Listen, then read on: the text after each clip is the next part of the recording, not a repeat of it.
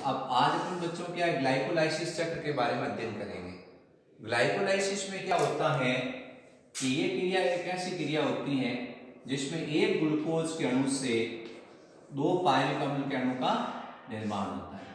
जो एक ग्लूकोज का अणु है उससे दो पायरिक अम्ल का निर्माण होता है। इस क्रिया को कहते हैं ग्लाइकोलाइसिस। तो पूछा जाता है ग्लाइकोलाइसिस क्रिया की परिभाषा क्या है। तो ग्लाइकोलाइसिस का मतलब ये एक ग्लूकोज का अणु है, ठीक है। इस एक ग्लूकोज के अणु से दो पायरिक अम्ल के अणु बनते हैं। इसको अपन क्या कहते हैं, ग्लाइकोलाइसिस कहते हैं। तो ग्लाइकोलाइसिस का मतलब हो गया एक ग्लूकोज के अणु से दो पायरिक अम्ल के अणु बनना। अब ये क्रिया कहाँ संपन्न होती है, ये क्रिया कोशिका द्रव्य में संपन्न होती है। ये सवाल बहुत बार आ रखा है कि ग्लाइकोलाइसिस क्रिया सेल के साइटोप्लाज्म के अंदर संपन्न होती है, यानी कोशिका द्रव्य के अंदर कौन सी क्रिया संपन्न होती है, ग्लाइकोलाइसिस। तो ग्लाइकोलाइसिस कहाँ संपन्न होता है, कोशिका द्रव्य में। फिर उसके बाद इसमें ऑक्सीजन की आवश्यकता नहीं होती है, यानी ऑक्सीजन की उपस्थिति इसमें जरूरी नहीं है। ऑक्सीजन की उपस्थिति आवश्यक नहीं है। ऑक्सीजन की उपस्थिति में भी हो सकता है, ऑक्सीजन की अनुपस्थिति में भी हो सकता है। ऑक्सीजन इसके लिए नेसेसरी आवश्यक नहीं होती है। अगर ऑक्सीजन उपस्थित होगी तो इस क्रिया में 8 एटीपी बनेंगे, और ऑक्सीजन अगर अनुपस्थित होगी तो इस क्रिया में 2 एटीपी का निर्माण होगा। ये आपको याद रखना है।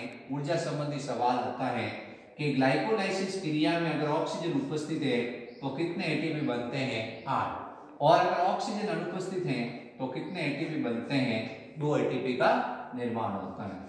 फिर उसके बाद आपको बताना है ग्लाइकोलाइसिस चक्र का अंतिम उत्पाद। ये भी क्वेश्चन पूछा जाता है कि ग्लाइकोलाइसिस का अंतिम उत्पाद क्या है। ग्लाइकोलाइसिस का अंतिम उत्पाद है पायरुविक अम्ल। जो ग्लाइकोलाइसिस है उसका अंतिम उत्पाद होता है पायरुविक अम्ल, ठीक है। तो अपन पढ़ रहे हैं ग्लाइकोलाइसिस चक्र।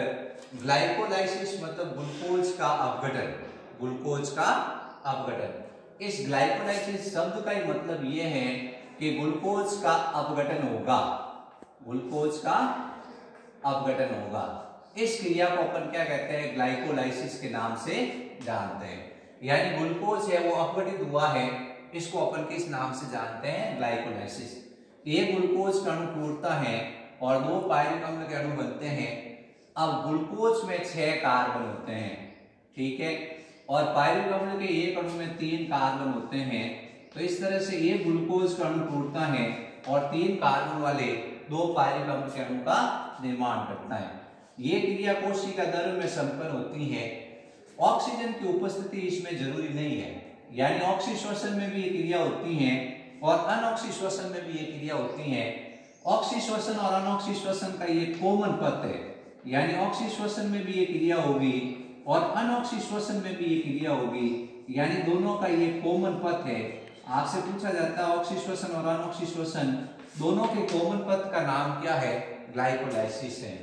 इस क्रिया की विशेषता ये है कि अगर ये मान लो ऑक्सीजन की उपस्थिति में होगा 8 एटीपी बनेंगे और ऑक्सीजन की अनुपस्थिति में होगा 2 एटीपी बनेंगे। इसमें अंतिम उत्पाद पायरुविक अम्ल होता है। ग्लाइकोलाइसिस का अंतिम उत्पाद पायरुविक अम्ल होता है। फिर आपको बताना है इसको ईएमपी चक्र भी कहते हैं। इसको ईएमपी चक्र के नाम से भी जाना जाता है। जो ग्लाइकोलाइसिस है उसको ईएमपी चक्र भी कहते हैं। ईएमपी 3 शब्द है, ये 3 वैज्ञानिकों के नाम पे आए हैं, एमंडल, मेयरहॉफ और पार्नस। ये 3 वैज्ञानिक थे। इन तीनों वैज्ञानिक के पहले अक्षर के आधार पर इसको कहा जाता है एमंडल, मेयरहॉफ और पार्नस चक्र के नाम से इसको जाना जाता है। अब एक सवाल इसमें ये आता है, इसमें कितने एटीपी का शुद्ध लाभ होता है, इसमें कितने एटीपी का शुद्ध लाभ होता है। तो इसमें 2 एटीपी का शुद्ध लाभ होता है। कितने एटीपी का, 2 एटीपी का शुद्ध लाभ होता है। कैसे, इस क्रिया के अंदर 4 एटीपी बनते हैं। इस क्रिया में कितने बनते हैं, 4 एटीपी बनते हैं। 2 एटीपी खर्च हो जाते हैं, 2 एटीपी क्या हो जाते हैं, खर्च हो जाते हैं। तो कितने एटीपी का शुद्ध लाभ हुआ है, 2 एटीपी का शुद्ध लाभ हुआ है, ठीक है। तो इसमें कितने एटीपी का शुद्ध लाभ, ऐसे सवाल लिखा हुआ है तो आपको बताना 2 एटीपी का। कैसे, 4 बनते हैं, 2 खर्च हो जाते हैं, पीछे कितने बचेंगे 2। तो ये आपको इसके परिभाषा और इंट्रोडक्शन हो गया ग्लाइकोलाइसिस का कि भाई ग्लाइकोलाइसिस का मतलब है ग्लूकोज का अपघटन होना। अब ये ग्लाइकोलाइसिस क्रिया है, उस क्रिया में परिभाषा ये है कि ये ग्लूकोज के अणु से 2 पायरिक अम्ल के अणु बनते हैं, इस क्रिया को कहते हैं ग्लाइकोलाइसिस। ग्लूकोज में कितने कार्बन है 6 और पायरिक अम्ल के एक अणु में कितने कार्बन है 3। ठीक है, फिर अपन कहते हैं ये क्रिया कहाँ संपन्न होती है, ये क्रिया कोशिका द्रव्य में संपन्न होती है। ऑक्सीजन की उपस्थिति क्या जरूरी है, नहीं, ऑक्सीजन नहीं होगी तो भी इसमें चलेगा। इसमें कार्बन डाइऑक्साइड का निष्कासन नहीं होता है, ये भी आपको याद रखना है। इस चक्र में कार्बन डाइऑक्साइड का निष्कासन नहीं होता है, जो कार्बन डाइऑक्साइड है वो मुक्त नहीं होती है, यानी ऑक्सीश्वसन और अनऑक्सीश्वसन का एक सामान्य पथ है। 8 एटीपी बनेगी ऑक्सीश्वसन में और 2 एटीपी बनेगी अनऑक्सीश्वसन में। इसमें अंतिम उत्पाद पायरिक अम्ल बनता है। इसको ईएमपी चक्र भी कहते हैं। एमंडन, मेयरहोफ और पार्टनर्स 3 वैज्ञानिकों ने इस चक्र की खोज की थी, इसलिए इसको ईएमपी चक्र कहते हैं। इसमें कितने एटीपी का शुद्ध लाभ होता है, 2 एटीपी का शुद्ध लाभ होता है।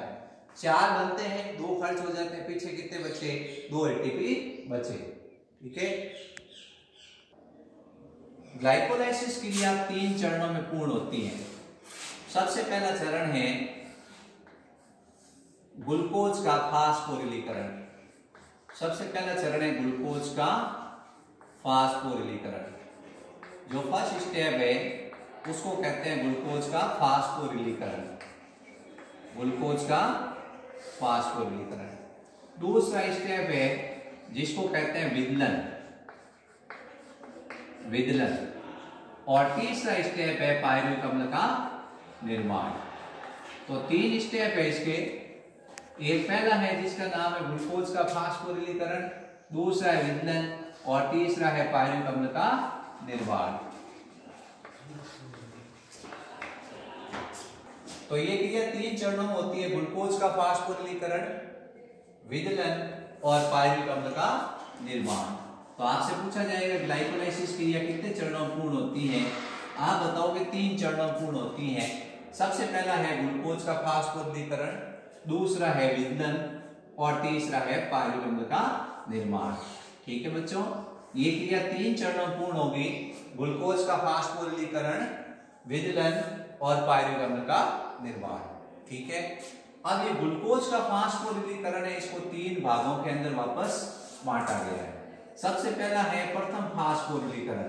जो पहला स्टेप है उसका नाम है प्रथम फास्फोरिलीकरण। जो पहला स्टेप है उसका नाम है प्रथम फास्फोरिलीकरण।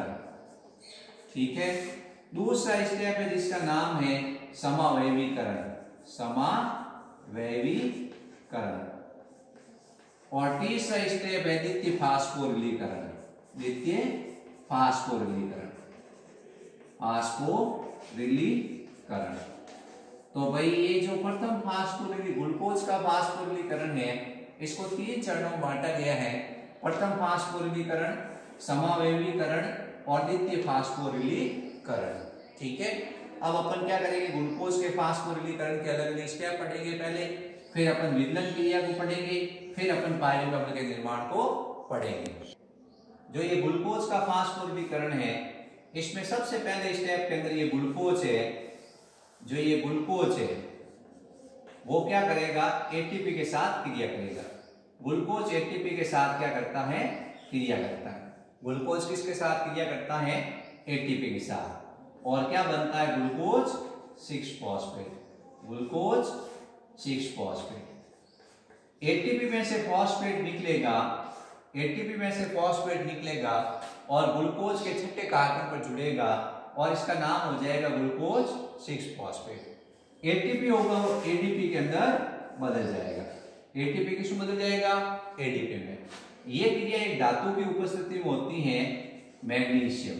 मैग्नीशियम धातु की उपस्थिति में क्रिया होगी और इसमें एक एंजाइम काम आता है।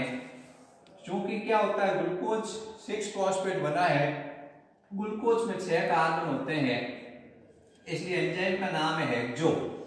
हेक्सो, हेक्सो मतलब होते हैं 6। और काइनेज, काइनेज कहाँ आता है, जहां फास्फोरिलीकरण होता है वहां काइनेज आता है, तो हेक्सोकाइनेज एंजाइम। ग्लूकोज एटीपी के साथ क्रिया कर रहा है हेक्सोकाइनेज एंजाइम और मैग्नीशियम धातु की उपस्थिति में और ग्लूकोज 6 फॉस्फेट बन रहा है। एटीपी किसमें बदल जाएगा, एडीपी के अंदर बदल जाएगा। एटीपी का पूरा नाम होता है एडिनोसिन ट्राइफॉस्फेट, एडिनोसिन ट्राइफॉस्फेट। आपसे पूछा भाई एटीपी का पूरा नाम बताओ, एडिनोसिन ट्राइफॉस्फेट, ठीक है, ये एटीपी का पूरा नाम है। एडीपी का पूरा नाम क्या है, adenosine diphosphate, adenosine diphosphate, adenosine diphosphate.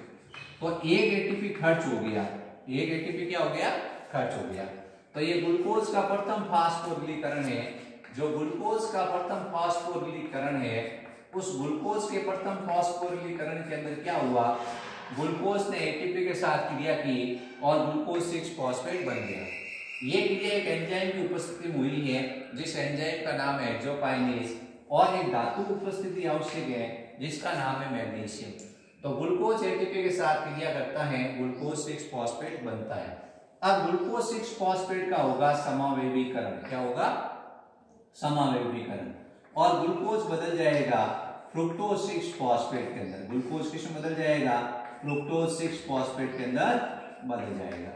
Glucose किसमें बदल गया है, फ्रुक्टोज 6 फॉस्फेट में बदल गया है। ये क्रिया आइसोमेरेज एंजाइम की उपस्थिति में होती है। ये क्रिया किस एंजाइम की उपस्थिति में होती है, आइसोमेरेज एंजाइम में, फास्फोफ्रुक्टो आइसोमेरेज एंजाइम की उपस्थिति में। ग्लूकोज है वो बदल गया फ्रुक्टोज के अंदर। ग्लूकोज एल्डिहाइड शुगर है, कैसी शुगर है, एल्डिहाइड शुगर है, और फ्रुक्टोज क्या है, कीटोन शुगर है। तो एल्डिहाइड शुगर किसमें बदल गई है, कीटोन शुगर के अंदर बदल गई है। ग्लूकोज परिवर्तित हो जाता है फ्रुक्टोज के अंदर, इसको कहते हैं समावेवीकरण, यानी दूसरा स्टेप पूरा हो गया। पहले स्टेप के अंदर ग्लूकोज ने एटीपी के साथ क्रिया की, ग्लूकोज 6 फॉस्फेट बना, एटीपी बदल गया एडीपी के अंदर। अब ये जो ग्लूकोज 6 फॉस्फेट है, इसका होता है समावेवीकरण और ये बदल जाता है फ्रुक्टोज 6 फॉस्फेट के अंदर। हाँ, तो ये ग्लूकोज का फास्फोरिलीकरण, विघटन और पायरुवेट का निर्माण है। ये ग्लाइकोलाइसिस चक्र के 3 स्टेप हैं। इसमें अपने पहला स्टेप पढ़ लिया है कि ग्लूकोज एटीपी के साथ क्रिया करता है। ग्लूकोज किसके साथ क्रिया करेगा, एटीपी के साथ, और क्या बनेगा, ग्लूकोज 6 फॉस्फेट। ग्लूकोज ने एटीपी के साथ क्रिया किया है और ग्लूकोज 6 फॉस्फेट बन गया। अब ग्लूकोज 6 फॉस्फेट है, इसका निर्माण एक धातु की उपस्थिति में हुआ है, मैग्नीशियम धातु और हेक्सोकाइनेज एंजाइम, हेक्सोकाइनेज एंजाइम। फिर उसके बाद ये ग्लूकोज 6 फॉस्फेट है, इसका समावेवीकरण हुआ है और ये फ्रक्टोज 6 फॉस्फेट में बदल गया, फ्रक्टोज 6 फॉस्फेट के अंदर बदल गया। अब ये फ्रुक्टोज 6 फॉस्फेट कौन से एंजाइम की उपस्थिति में बदला है, आइसोमेरेज एंजाइम की उपस्थिति में बदला है। फास्फोफ्रुक्टोज भी लिख सकते हैं, फास्फोफ्रुक्टो आइसोमेरेज, या सिर्फ आइसोमेरेज एंजाइम भी लिख सकते हैं। अब इसका तीसरा स्टेप होगा, ये फ्रुक्टोज 6 फॉस्फेट है, ये वापस एटीपी के साथ क्रिया करेगा, ये वापस एटीपी के साथ क्रिया करेगा, एटीपी बदल जाएगा एडीपी में, और ये फ्रक्टोज 6 फॉस्फेट है, ये फ्रक्टोज 1,6 डाइफॉस्फेट में बदल जाएगा, फ्रक्टोज 1,6 डाइफॉस्फेट के अंदर बदल जाएगा। तो फ्रुक्टोज 6 फॉस्फेट एटीपी के साथ क्रिया करेगा, एटीपी बदल जाएगा एडीपी में, एटीपी में से फॉस्फेट निकलेगा, इसके पहले कार्बन पे जुड़ जाएगा, तो नाम हो जाएगा फ्रक्टोज 1,6 डाइफॉस्फेट। इस प्रकार अपन देखेंगे, इसमें वही एंजाइम काइनेज, फास्फोफ्रुक्टोकाइनेज एंजाइम काम आएगा, ठीक है। तो फ्रुक्टोज 6 फॉस्फेट किसमें बदल गया, फ्रुक्टोज 1,6 डाइफॉस्फेट के अंदर बदल गया। इस प्रकार ये क्रिया हुआ है, इसका नाम है द्वितीय फास्फोरिलीकरण। तो इसमें कौन सा एंजाइम काम आया, काइनेज, इसमें कौन सा है, आइसोमेरेज, इसमें कौन सा है, हेक्सोकाइनेज। अब तीसरा स्टेप है फ्रुक्टोज 1,6 डाइफॉस्फेट। ये फ्रुक्टोज 1,6 फॉस्फेट है, इसका होगा विघटन, ठीक है। तो फ्रक्टोज 1,6 डाइफॉस्फेट, फ्रक्टोज 1,6 डाइफॉस्फेट का होगा विघटन। जब इसका विघटन होगा फ्रक्टोज 1,6 डाइफॉस्फेट का, तो एक तो बनेगा 3PgAl और एक बनेगा DHAP, यानी इसमें 6 कार्बन है। कितने कार्बन है? 6 कार्बन। अब ये 3 कार्बन वाले एक अणु में बदलेगा और ये 3 कार्बन वाले अणु में बदलेगा, यानी ये क्या होगा, इसके टुकड़े हो जाएंगे और 3-3 कार्बन के 2 अणु बनेंगे। इसका नाम होगा 3-फॉस्फोग्लिसरॉल्डिहाइड, इसका नाम होगा डाइहाइड्रोक्सी एसीटोन फॉस्फेट। अब आपको 3PgL का पूरा नाम याद रखना है, 3-फॉस्फोग्लिसरीएल्डिहाइड, और इसका नाम है, डी का मतलब है डाई, एच का मतलब है hydroxy, dihydroxy acetone phosphate, dihydroxy acetone phosphate. तो ये क्या हुआ है, ये ऐसे हुआ है कि फ्रुक्टोज 1,6 डाइफॉस्फेट है, उसका एल्डोलेज एंजाइम की उपस्थिति में विदलन होता है। उसका कौन सा एंजाइम की उपस्थिति में विदलन होगा? एल्डोलेज एंजाइम की उपस्थिति में विदलन होगा। फ्रुक्टोज 1,6 डाइफॉस्फेट का एल्डोलेज एंजाइम की उपस्थिति में विदलन होगा और 3-फॉस्फोग्लिसरॉल्डिहाइड और डाइहाइड्रोक्सी एसीटोन फॉस्फेट बनेगा। ये 6 कार्बन वाला अणु है, ये 3-3 कार्बन के 2 अणुओं में टूट गया है, इसलिए इसका नाम हो गया विदलन। क्या हो गया? विदलन। अब ये 3PgAl का पूरा नाम है 3-फॉस्फोग्लिसरॉल्डिहाइड और DHAP का पूरा नाम है डाइहाइड्रोक्सी एसीटोन फॉस्फेट। इस तरह से ये इसका अपघटन हो गया है। हाँ तो बच्चों 30 स्टेप पढ़ेंगे पायरुवेट अम्ल का निर्माण। जो ये 3-फॉस्फोग्लिसरॉल्डिहाइड और DHAP बना है, जो ये DHAP और 3-फॉस्फोग्लिसरॉल्डिहाइड बना है, ये DHAP किसमें बदल जाएगा? 3-फॉस्फोग्लिसरॉल्डिहाइड बदल जाएगा एक एंजाइम की उपस्थिति में। उस एंजाइम का नाम होगा PTI। PTI एंजाइम की उपस्थिति में जो DHAP है वो 3PgAl में बदल जाएगा। PTI का पूरा नाम है फास्फोट्रायोज आइसोमेरेज, फास्फोट्रायोज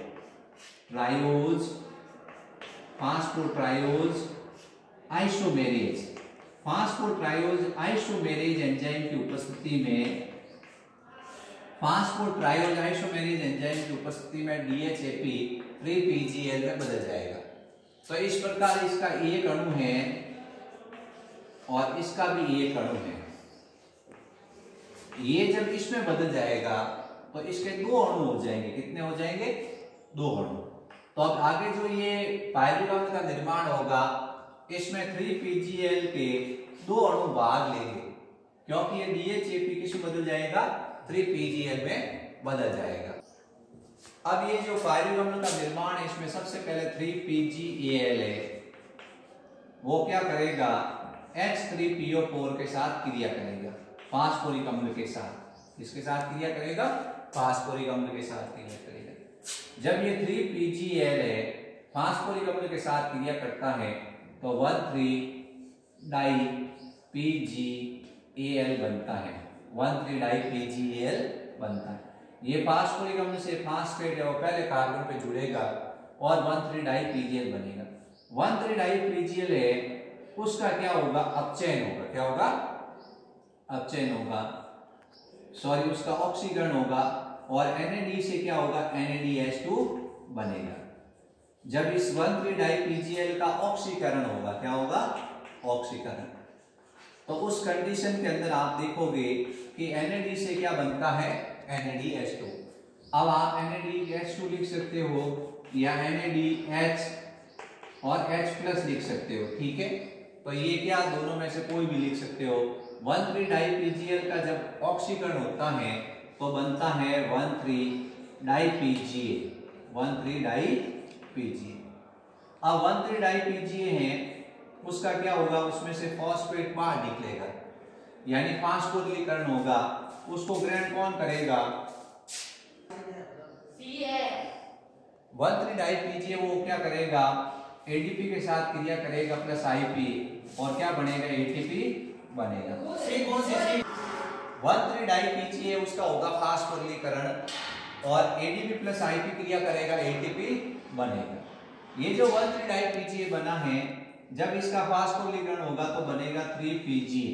क्या बनेगा? 3 पीजीए। ठीक है। अब यहां पे आप देखोगे कितने अणु है? 2 अणु है। कितने हैं? 2 अणु। इसके भी 2 अणु काम आएंगे, इसके भी 2 अणु हैं, इसके भी 2 अणु हैं, इसके भी 2 अणु हैं। सब जगह कितने कितने अणु हैं? 2 अणु। NAD से NADH2 बनेगा, उसके भी कितने अणु होंगे? 2 होंगे। ADP प्लस IP के भी कितने अणु होंगे? 2 अणु होंगे। और कितने ATP बनेंगे? 2 ATP बनेंगे। ये बन गया 3 पीजीए। 3 पीजीए है, उसमें फॉस्फेट की स्थिति बदलेगी और वो बदल जाएगा 2 पीजीए में। किसमें बदल जाएगा? 2 पीजीए के अंदर बदल जाएगा। 2 पीजीए के भी कितने अणु होंगे? 2 अणु। कितने अणु होंगे? 2 अणु। ये जो 3 पीजीए था, 3 फास्फोग्लिसरिक अम्ल था, वो बदल गया 2 पीजीए में। इसमें स्थिति बदली है, स्थिति बदली है। क्या बदली है? फॉस्फेट की स्थिति बदली है। फॉस्फेट तीसरी स्थिति पे था, 3 फास्फोग्लिसरिक अम्ल था, वो 2 फास्फोग्लिसरिक अम्ल में बदल गया। 3 फास्फोग्लिसरिक अम्ल 2 फास्फोग्लिसरिक अम्ल में बदला है। इस क्रिया में एक एंजाइम काम आता है, उस एंजाइम का नाम आपको बताना है म्यूटेज। कौन सा एंजाइम है? म्यूटेज एंजाइम की उपस्थिति में स्थिति बदलती है। यहाँ पे जो ये एटीपी और एडीपी बनता है वहां पे एंजाइम काम आता है kinase, phosphoglyceric kinase, phosphoglyceric kinase. यहाँ पे जो हाइड्रोजन बाहर निकला है तब यहाँ एंजाइम काम आता है डीहाइड्रोजिनेज। डीहाइड्रोजिनेज एंजाइम ऐसा एंजाइम है जहां पे ऑक्सीकरण होता है, यानी जहां हाइड्रोजन बाहर निकलता है वहां डीहाइड्रोजिनेज एंजाइम काम आता है। तो ये 1,3 डाईपीजीएल था, वो बदल गया 1,3 डाईपीजीए में, 1,3 डाईपीजीए बदल गया 3 पीजीए में, 3 पीजीए बदल गया 2 पीजीए में।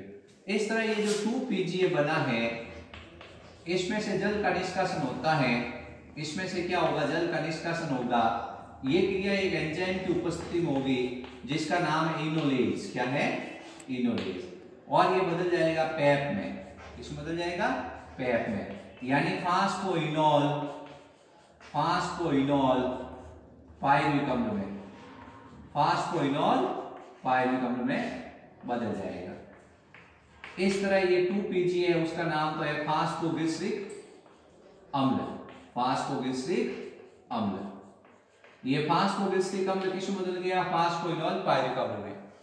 अब ये फास्फोइनोल पायरुविक अम्ल, इसका होगा फास्फोरिलीकरण, इसका होगा फास्फोरिलीकरण और ये बदल जाएगा पायरुविक अम्ल में, पायरुविक अम्ल में। इसके 2 अणु बनेंगे। कितने अणु बनेंगे? 2 अणु। कितने कार्बन है इसमें? 3 कार्बन। इस क्रिया में एडीपी और आईपी क्रिया करेगा और क्या बनेगा? एटीपी बनेगा। कितने एडीपी? 2 एडीपी, क्योंकि इस सब के कितने अणु हैं? 2 अणु हैं। इसके भी कितने अणु हैं? 2 अणु हैं। इसके भी कितने अणु बनेंगे? 2 अणु। इस क्रिया में इनोलेज एंजाइम काम आएगा, इसमें पायरुविक काइनेज काम आएगा। इस क्रिया में जो एंजाइम काम आता है उसका नाम है पायरुविक काइनेज। तो आप देखोगे एक चीज बच्चों इसमें नोट करनी है कि जो ये NADH2 बना है, एक NADH2 होता है, एक NADH2 होता है, वो 3 ATP के बराबर है। कितने ATP के बराबर? 3 ATP के। तो 2 NADH2 बने हैं तो कितने ATP बनेंगे? 6 ATP। कितने? 6 ATP बनेंगे। और 2 ATP यहां बने हैं, 2 ATP यहां बने, तो कितने ATP और बने हैं? 4 ATP और बने। टोटल 10 ATP बनते हैं ऑक्सीश्वसन में। ऑक्सीश्वसन में कितने ATP बनते हैं? 10। 2 ATP खर्च हो जाते हैं। कितने ATP? 2 ATP खर्च हो जाते हैं। 8 ATP का शुद्ध लाभ होता है। यदि ऑक्सीश्वसन है तो कितने ATP का शुद्ध लाभ होगा? 8 का। और अनऑक्सी है तो 2 ATP का शुद्ध लाभ होता है। ठीक है। तो ग्लाइकोलाइसिस के 3 स्टेप हो गए: ग्लूकोज का फास्फोरिलीकरण, विंदन और पायरुविक अम्ल का निर्माण। जो 3 फास्फोग्लिसराइड है वो बदलेगा 1,3 डाइफास्फोग्लिसराइड में, 1,3 डाइफास्फोग्लिसराइड 1,3 फास्फोग्लिसरिक अम्ल में, 1,3 डाइफास्फोग्लिसरिक अम्ल 3 फास्फोग्लिसरिक अम्ल में, 3 फास्फोग्लिसरिक अम्ल 2 फास्फोग्लिसरिक अम्ल में, 2 फास्फोग्लिसरिक अम्ल फास्फोइनोल पायरुविक अम्ल में, और फास्फोइनोल पायरुविक अम्ल आखिर में बदलेगा पायरुविक अम्ल में। आखिरी स्टेप ये है, इसमें फास्फोइनोल पायरुविक अम्ल है उसका फास्फोरिलीकरण होगा पायरुविक काइनेज एंजाइम की उपस्थिति में और पायरुविक अम्ल बनेगा। इस तरह ग्लाइकोलाइसिस का अंतिम उत्पाद है पायरुविक अम्ल। क्या है? पायरुविक अम्ल है। आपको पूछा जाएगा ऑक्सीश्वसन में NADH2 है, उससे कितने एटीपी बनेंगे? 3। कितने अणु बने? 2। तो 6 एटीपी तो बनते हैं ऑक्सीश्वसन में, और 4 और बनते हैं 2 एटीपी, और 2 एटीपी 2 जगह, तो 10 एटीपी बनते हैं, 2 खर्च हो जाते हैं, 8 एटीपी ऑक्सीश्वसन बनते हैं। लेकिन अनऑक्सी श्वसन में NADH2 से एटीपी का निर्माण नहीं होता है। एक चीज ध्यान रखनी है, अनऑक्सी श्वसन में NADH2 उससे एटीपी का निर्माण नहीं होगा, तो इस तरह केवल 2 एटीपी ही बनेंगे अनऑक्सी में। कितने बनेंगे? क्योंकि ये आगे अपचयन में चले जाते हैं। ये किस में चले जाते हैं? आगे अपचयन में चले जाते हैं अल्कोहल के। तो इस तरह अपन कहते हैं कि ये आप P1 में भाग ले लेंगे तो ऑक्सीश्वसन होगा तब तो 8 एटीपी बनेंगे, अनऑक्सी होगा तो केवल 2 एटीपी बनेंगे। ठीक है।